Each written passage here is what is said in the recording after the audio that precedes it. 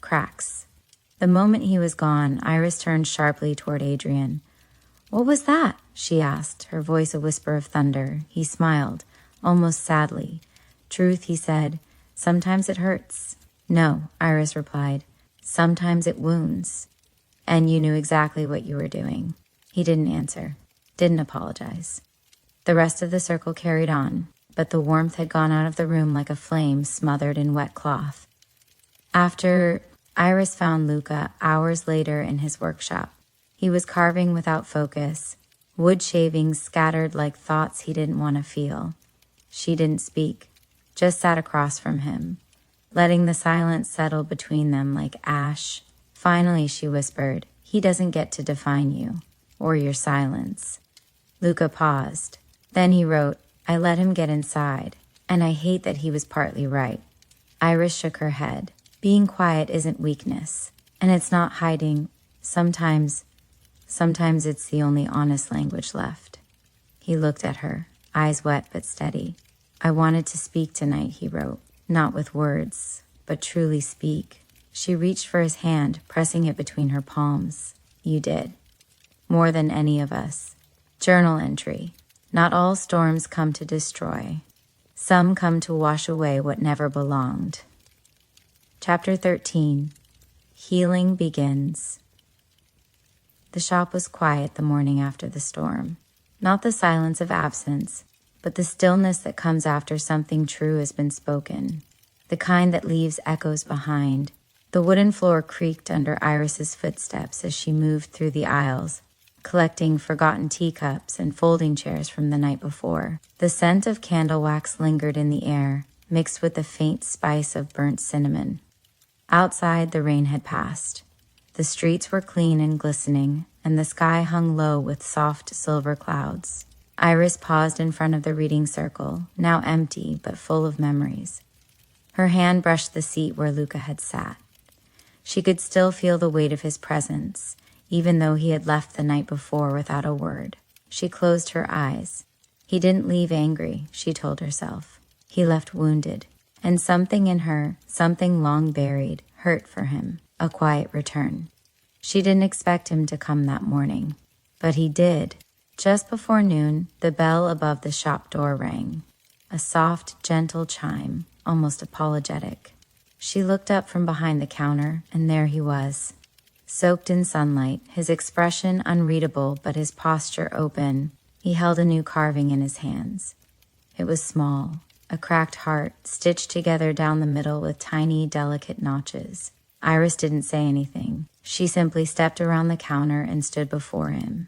He handed her the carving, then slowly pulled out his notebook. "I should have stayed, but I was afraid I wouldn't know how to explain the feeling." Iris ran her thumb over the heart, tracing the scars with a tenderness she didn't know she still possessed. "You didn't have to explain," she whispered. "You just had to come back." He looked up, nodded, and everything that needed to be forgiven was the garden.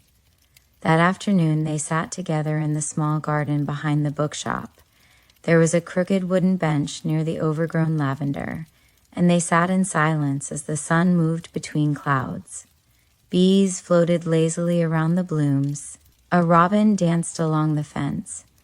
Iris held a sketch pad, not to draw, just to hold something in her lap, something grounding. Luca pulled a small block of cedar from his satchel and began carving. Something abstract, something fluid. His hands moved slowly, almost thoughtfully. The quiet between them was no longer painful. It was shared, words on paper. After a long while, Luca passed her his notebook. "I wasn't angry at Adrian. I was angry that his words could still reach something in me. Angry that I hadn't healed as much as I thought I had." Iris nodded. "I know that feeling," she said. "It's like a splinter you thought you pulled out, but then someone brushes your hand and you feel it all over again." She took the notebook and added underneath, "But maybe healing isn't about pretending the splinter was never there. Maybe it's about not flinching when it aches." He smiled. Not broadly, but honestly. A real, human, tired smile. A new ritual. That evening, they returned to the attic. Not to host anyone, just to sit. They brought blankets and tea. lit the old oil lamp in the corner, and let the soft yellow light fill the space with calm. Iris pulled a book from the shelf, Leaves of Grass, one of the editions that smelled of dust and sunshine. She read aloud, slowly, letting each word breathe. Luca didn't write. He didn't need to. He sat beside her, close enough to feel the warmth of her arm against his, and listened. It was the first time she'd read aloud in months, maybe years, for no one but herself and the man sitting beside her. Journal entry. Iris. Healing doesn't arrive like a train. It doesn't come all at once. It's in the softness of someone sitting beside you without asking you to speak. It's in the weight of a hand resting beside yours, not on it, just close. It's in the choice to return even after you've run. Today, he came back, and so did I. Chapter 14, A New Beginning. The first sign of change was the way the morning light entered the attic. It was softer now, less like a harsh spotlight and more like a quiet invitation. It filtered through the dusty glass, spilling gold over the bookshop floor. The beams of light danced across old shelves and worn pages, as if the past were learning to glow again instead of haunt. Iris stood in that light, barefoot, a cup of coffee warming her fingers. Outside, the street was beginning to stir. Slow footsteps on wet cobblestones, the familiar creak of Mrs. Keller's bakery sign swinging in the breeze. She felt it before she could name it. Something shifting, a turning, a beginning, packing the past. The kitchen table was cluttered with boxes, half filled, half forgotten. Her grandmother's letters had been wrapped in ribbon, her father's old fountain pen tucked beside them. She had spent the morning packing her history with care, not as if it were leaving her, but as if it was finally being held properly. Luca arrived mid-morning, carrying a satchel and a new carving. He didn't speak. He didn't need to. She saw it in his eyes, the same quiet knowing she had begun to understand like a second language, the kind that didn't require sound to speak volumes. He handed her a small wooden box, wrapped in soft linen. Iris unfolded the cloth carefully. Inside was a carved key, simple, elegant, smooth as river stone. She turned it over in her palm and looked up at him. His notebook was already open. "Will you come with me? To the city, to something new?" The question between them. She didn't answer right away. Instead, she looked around the shop. Her eyes lingered on the shelves, on the worn rug near the fireplace, on the tiny crack in the window pane that always reminded her of how delicate things could still hold. "I'm scared," she said at last. Luca didn't write anything in return. He only took a step closer, close enough that she could feel his warmth, his steadiness, his yes. She smiled, her voice barely a whisper. "Yes, I'll come with you." What leaving looked like. Leaving wasn't dramatic. It was quiet, gentle. They didn't announce it to the town with any ceremony. Iris left a note on the door. "Thank you for helping me find my voice again. The shop is closing, but the stories will continue elsewhere." They packed the essentials into Luca's van, books, journals, tools, tea, old memories, and new hope. The rest they donated or left behind for someone else to love. On their last evening in the town, they walked to the hill behind Stillwater.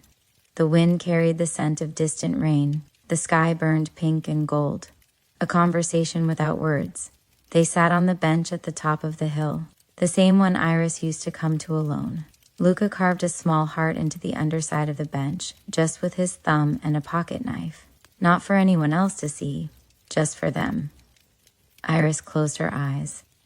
"Do you think we'll miss this place?" she asked softly.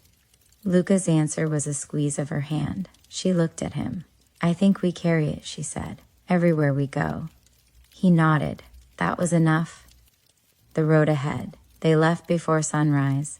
The road stretched out before them, mist curling at the edges like dreams not yet spoken aloud. The silence between them wasn't silence at all. It was safety. It was space to breathe. Iris turned on the radio. Classical music drifted through the car like birdsong.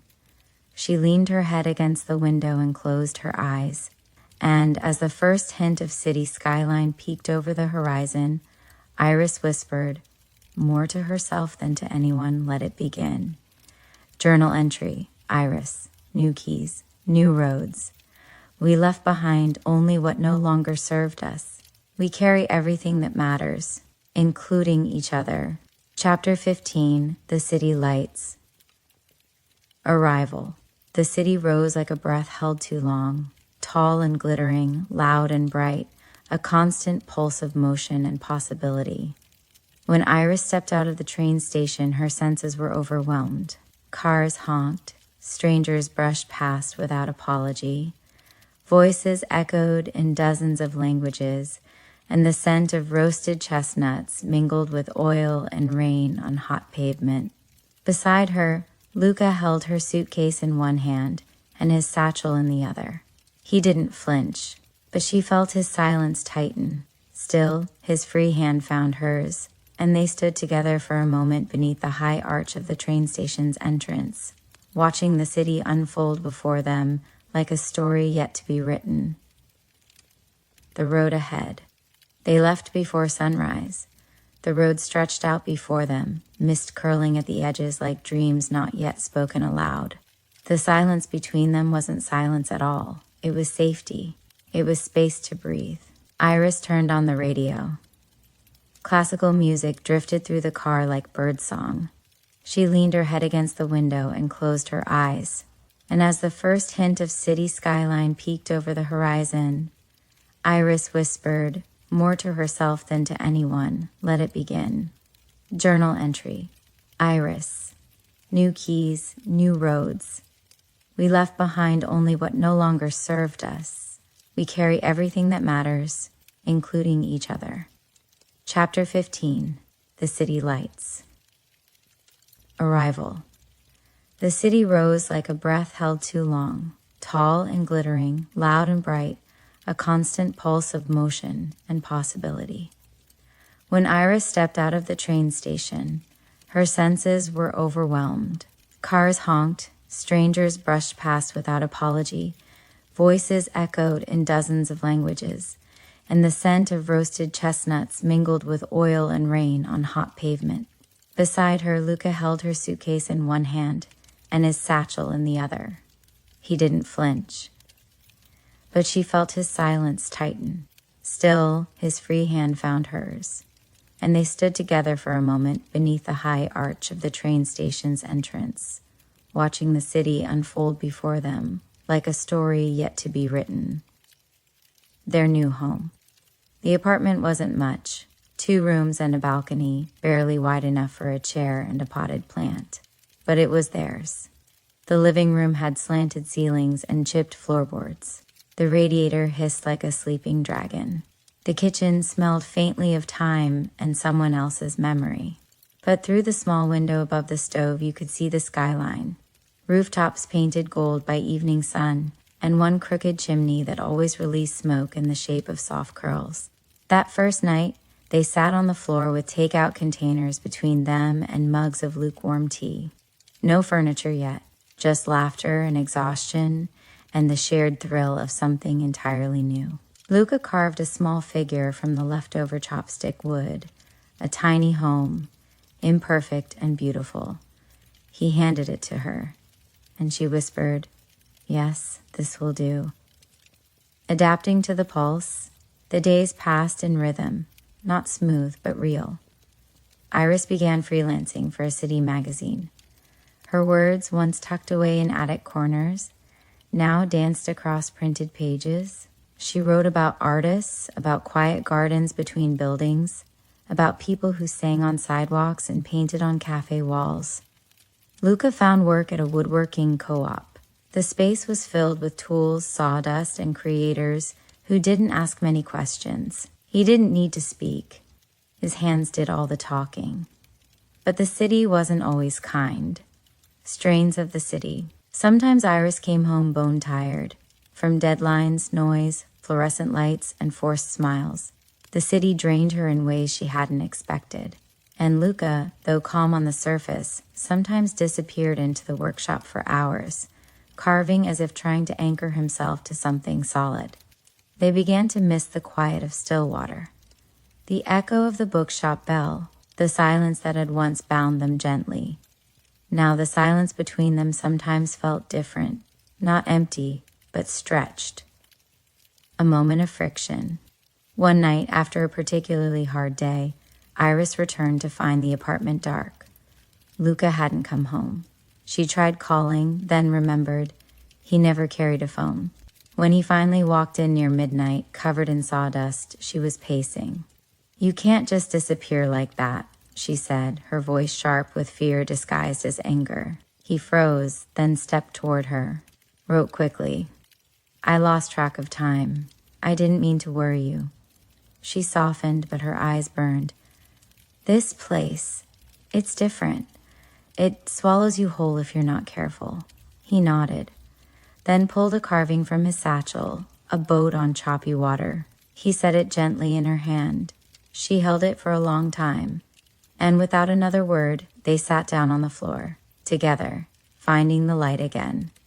The next weekend, they discovered a quiet park tucked between two buildings, an iron gate, vines growing wild, a bench beneath a cherry tree. No tourists, just silence, birdsong, and a view of the sky. They made it their ritual. Every Sunday morning they walked there with a thermos of tea and a notebook. Iris wrote. Luca sketched. Sometimes they didn't speak for an hour, and yet everything felt said. Choosing each other again, one evening, as city lights flickered on and windows glowed gold, Iris leaned against the balcony railing, watching the world breathe below. Luca stepped behind her, holding a new carving. It was two figures standing side by side, but not touching. A thread connected them at the hearts. He handed it to her, eyes searching. She took it carefully and whispered, "Even here, even now, it's still us." He nodded, and in that moment, the city didn't feel quite so loud. Journal entry, Iris. We've stepped into a world that doesn't wait, but we move at our own pace. And maybe that's enough. Maybe the right kind of love doesn't need to shout to survive. It just needs to stay. Chapter 16, Shadows of Doubt. The city didn't sleep. It just dimmed its lights and changed its rhythm. Iris lay awake in bed, staring at the ceiling. The street lamp outside flickered against the blinds, cutting light and shadow across her skin in steady pulses. It reminded her of breath, of heartbeat, of the things that continued even when everything else felt suspended. Luca slept beside her, or at least his body was still, but she knew he wasn't deep in dreams. His breathing was too measured, his back too tense, and the silence between them tonight wasn't soft. It was thick with questions neither of them had asked the day before. It had started with a letter, a manila envelope tucked between bills and a takeaway menu. Iris recognized the sender immediately, a well-known arts publication based in Paris. She hadn't submitted anything recently, so when she tore the envelope open, her heart was already ahead of her hands. Inside was a letter, a formal offer, a 6-month fellowship abroad, expenses paid, an apartment with a view of the Seine, time to write, time to create, time away from Luca. She read it twice, 3 times, then folded it back into the envelope like it was something too sharp to hold with bare fingers.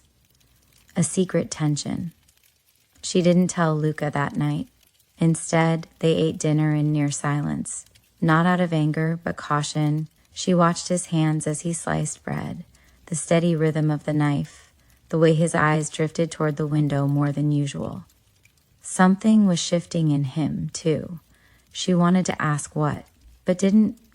A visit from Clara. The next morning, her phone buzzed with a message from Clara. In town for a few days. Coffee? I miss you. Iris agreed without hesitation. They met in a small cafe on the corner of Rue Saint-Denis with fogged windows and old jazz playing through a scratchy speaker. Clara looked exactly the same. That untouchable elegance, that quick wit hidden behind eyes that noticed everything. When Iris told her about the letter, Clara didn't blink. You have to go, she said. You've earned this. Don't let comfort become your cage. It's not comfort. Iris whispered. It's love. Clara softened. Sometimes love follows, and sometimes it waits until you come back to it stronger. The workshop. When Iris returned home, Luca wasn't there. She knew where to find him. The co-op was dim and quiet, filled with the scent of cedar and metal. She found him at his station, bent over a block of birch, sketching lines he hadn't yet carved. He didn't look up when she entered, but he knew it was her. She stood behind him in silence for a moment, watching his hand move with quiet precision. Then she placed the envelope on the table beside his tools. He stilled, and for a long while, neither of them moved. The conversation. When he finally opened it, he didn't read it all, just enough to understand. Then slowly, he turned toward her, notebook already open. Do you want to go? Iris stared at the paper, not the words, the question underneath them. Do you want to leave? Do you want to leave me? She took the pen from his hand and wrote, I don't want to leave you, but I don't want to disappear inside this life before I've lived the rest of it. Luca's jaw tightened. He scribbled again. You were gone for so long before I met you. Now I finally know what it feels like to want someone to stay. Her eyes filled. She wrote, I want to come back, but I have to go first.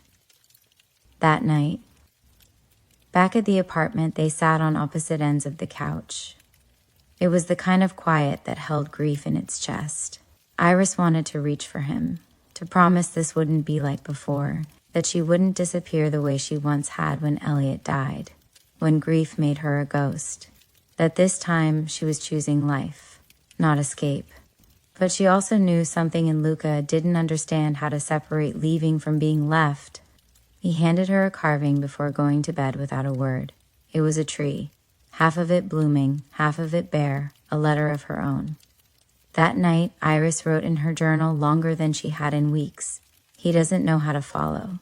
He spent so much time anchoring everything, wood, silence, steadiness, that the idea of stepping into something uncertain feels like drowning.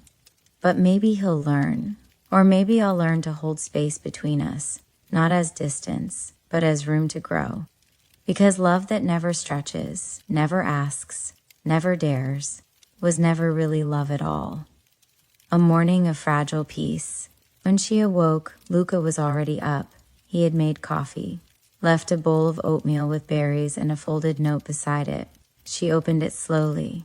I've been carving a wing for weeks. Didn't know why until now. Maybe it's yours. Maybe it always was. She pressed the note to her chest and let the tears come quietly. Journal entry. Iris' love is not a wall. It's a window. And sometimes the most loving thing we can do is open it. I will go. I will write. And I will return. Not as someone who left, but as someone who remembered why she stayed. Chapter 17. Parting and Promise. The station was quiet in the early morning. Not silent, cities never sleep entirely, but hushed in a way that felt sacred. Iris stood beneath the domed glass ceiling of Gare du Nord, her suitcase beside her, one hand curled tightly around the handle, the other holding the wooden wing Luca had given her just 2 nights before. He stood a few feet away, unmoving, like always. And yet everything about him had changed. The last morning, they hadn't spoken much over breakfast. The words had already been said. Now only gestures remained, the kind that built themselves from weeks of understanding. Luca had made tea just the way she liked it. He had packed a small notebook into her carry-on without her noticing. Inside it, he had carved a few pages, not with words, but with tiny illustrations. A window, a pen, a heart, a bird.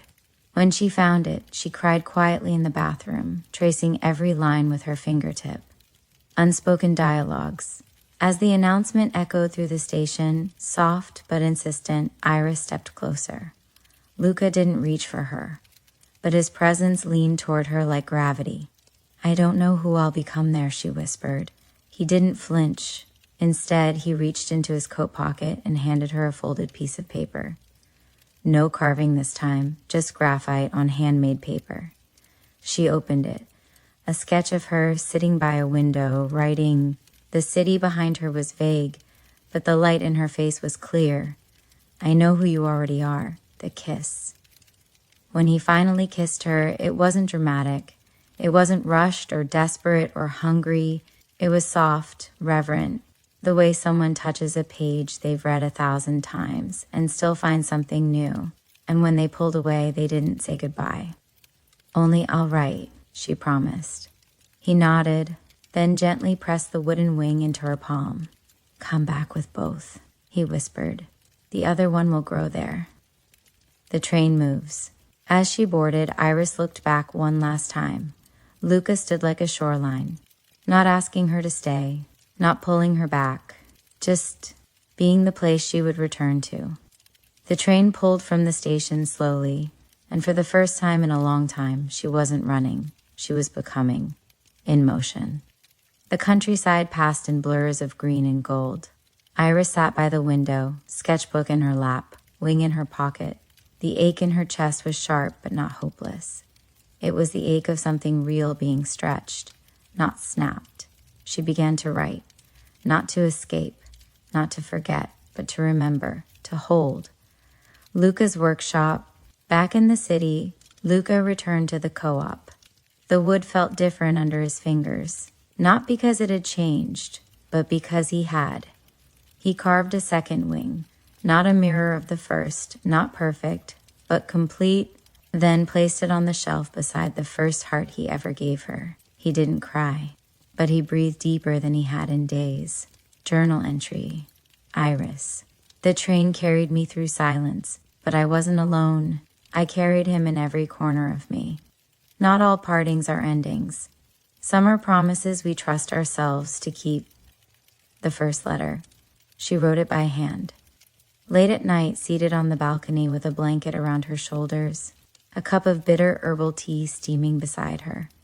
The stars above Paris were different, softer, scattered, but they still watched, as they had in Stillwater. Luca, there's a bakery downstairs that smells like cinnamon and almonds at dawn. I think you'd like it. It's quiet in the early hours, before the world remembers to be busy. I've been walking everywhere. The city breathes differently. Here, I feel like no one knows me, and strangely, that's making me remember who I am. I carry the wing with me. It rests in my coat pocket like a second heartbeat. Are you carving anything new? Are the trees still holding you gently? I miss the sound of your silence. Yours, Iris. She folded the letter, tucked in a pressed autumn leaf, and mailed it at sunrise. Luca's reply. He received the letter 4 days later, held it like something sacred. He didn't read it all at once. He took it slowly, line by line, letting her voice rise in his mind as if she sat beside him once again. That night, he carved a small locket, 2 wings folded inward, like prayer. Inside, he slipped his reply, but he also wrote her back the old way. Ink on paper, carved letters from a quiet heart. Iris, I haven't touched cedar since you left. Birch, yes, it reminds me of you. Pale, resilient, graceful even when it bends. Your silence hasn't left. It lingers in the shop, in the corners of the attic, in the way light hits your favorite chair. I've started carving windows, not real ones, wooden ones, symbolic. They remind me of waiting. When you come back, I'll show you. Until then, I'll keep carving what I cannot yet say. Always, L. The ritual. It became a rhythm. Letters, sketches, tiny carvings slipped into boxes, photographs of unfinished projects, snippets of poems, a leaf from the park, a cafe napkin with a pressed coffee ring, and her name inked in Luca's familiar handwriting. Their letters didn't just tell stories. They breathed. Iris would read his notes aloud before bed, sometimes laughing, sometimes crying, always feeling the warmth of someone far and yet impossibly close. Luca hung her letters in his workshop, not as trophies, but as anchors. He carved with them at his side, a reminder that words had weight, that love didn't vanish when it crossed countries. One rainy afternoon, Iris sat at a window watching Parisians rush by with umbrellas and soaked scarves. She opened her journal. Distance is strange, she wrote. It doesn't dull feeling. It sharpens it. It makes memory bloom wider than the present. And still, somehow it holds me. I thought being apart would fade us, but instead, it has made me choose him again. And again, a shared page. One morning, a package arrived. Inside was a sketchbook, hand-bound, rough around the edges. On the first page, Luca had written, "This book is for both of us. Send it back, add to it. Let's make something together, even here." So Iris filled a few pages with pressed flowers from Montmartre, tiny watercolors of street musicians, and a poem about a couple who wrote their story across oceans. Then she sent it back. Thus began their shared book, a dialogue in art and ink, a promise in pages, journal entry, Iris. He once asked if silence was enough. I think now it's more than enough, because this isn't empty. This is full of waiting, full of choosing. I used to be afraid love would vanish in absence. Now I know love leaves fingerprints, even across sky. Chapter 19, The Wing That Grew. The final morning in Paris broke quietly. No fanfare, no thunderclap of change. Just a pale ribbon of light curling through Iris's window, catching on the steam from her tea, and the half-packed suitcase resting at the foot of her bed. She stood barefoot on the cold wooden floor, holding the small wooden wing in her palm, the one Luca had given her the day she left. And she knew. Something had grown, not just in her, but from her. A room no longer temporary. The apartment had stopped feeling borrowed weeks ago. The crooked shelf by the door now held her notes. The kitchen counter bore scratches from nights she cooked clumsily but joyfully. The little window where ivy crept in had become her second journal, a place she stared out of for hours, dreaming between paragraphs. She had changed here, not into someone new, but someone she had almost forgotten she could be. Iris picked up the second wing, the one she carved herself. It wasn't identical to Luca's. Hers had frayed edges, uneven lines, but it was whole. Her final letter. She sat on the balcony, pen in hand. This time she didn't try to sound poetic. She just told him the truth. Luca, 6 months ago, I left because I was afraid I'd never stretch, that the life we were building was so gentle I might forget how to fly. But I've learned something here. You didn't hold me back. I just hadn't learned to hold myself. You once said silence was your language. Now I understand. Mine is return. I'm not coming back as the same woman, but I'm still yours if you'll have the woman I've become. I carved a second wing. Let's see if they fly together. Yours, always, Iris. The train again. When she boarded the train this time, her heart wasn't heavy. It was full, like fruit in late summer, soft, ripe, humming with what it had gathered. She sat by the window again, same seat, same direction, only now she wasn't running to prove anything. She was returning to share everything. Luca's hands. He had read her letter 5 times. The last time he held it to his chest. Then he walked to the back wall of his workshop and cleared space. There he hung both wings, hers and his, beside the shared sketchbook, and beneath them he carved a single word into the wood, together. Then he began to carve something new. Not a wing, not a heart, a door. Stillwater again. When Iris stepped off the train, Stillwater smelled like cinnamon and old paper. The wind curled around her ankles like an old friend.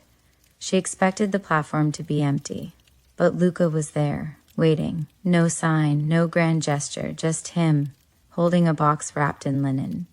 Inside, 2 wings joined, and beneath them, a note, "Come home," she smiled, and stepped into his arms. Journal entry, Iris. Coming back doesn't mean starting over. It means arriving with all you've gathered, and letting love make room for it. I left to find my own voice. I returned to sing it beside his. Chapter 20, Home, not as it was, but as it is. The attic still smelled like lavender and old wood, but it wasn't the same. Iris stood in the middle of the bookshop's top floor, now transformed. Where dust once gathered on forgotten shelves, light now poured through wide windows.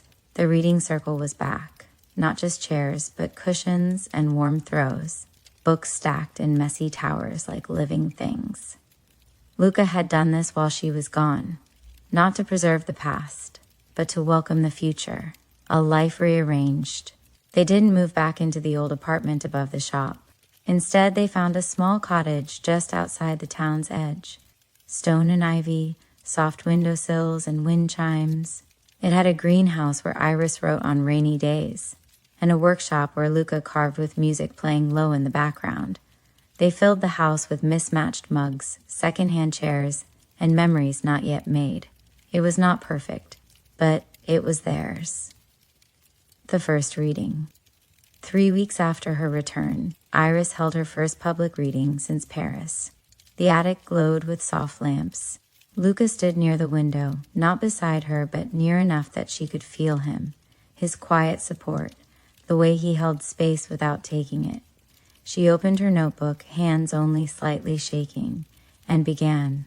This is a story about leaving and returning, and learning that the space between can be the most sacred part. The room was silent, then full of breath, then full of applause.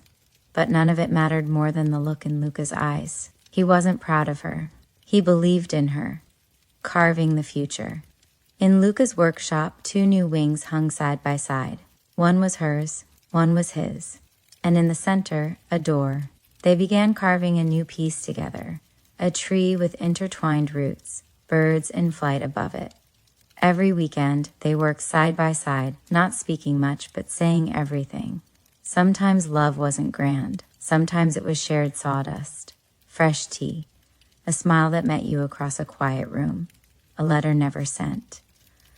Months later, Iris found a letter she had written but never mailed, to herself, from Paris. She read it again on a warm summer morning, sitting on the porch with her feet bare and the wind in her hair. I hope you remember how this feels, to grow alone, to want without apology, to choose love not because it saves you, but because it sees you. She folded it, tucked it into the shared sketchbook, and wrote below it, I do. The final carving. One autumn morning, Luca handed her a small box. Inside was a final carving, a hand reaching, not grasping, just offered.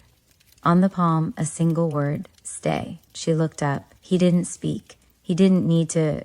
She stepped forward, took his hand, laced her fingers through his. Always, she whispered, and that was the end of the beginning. Final journal entry, Iris. We are not the people we were when we met. We are not the people we were when I left. And that is the most beautiful thing. Love that remains unchanged is not love, it is memory. But love that grows, stretches, leaves, and returns, that is home.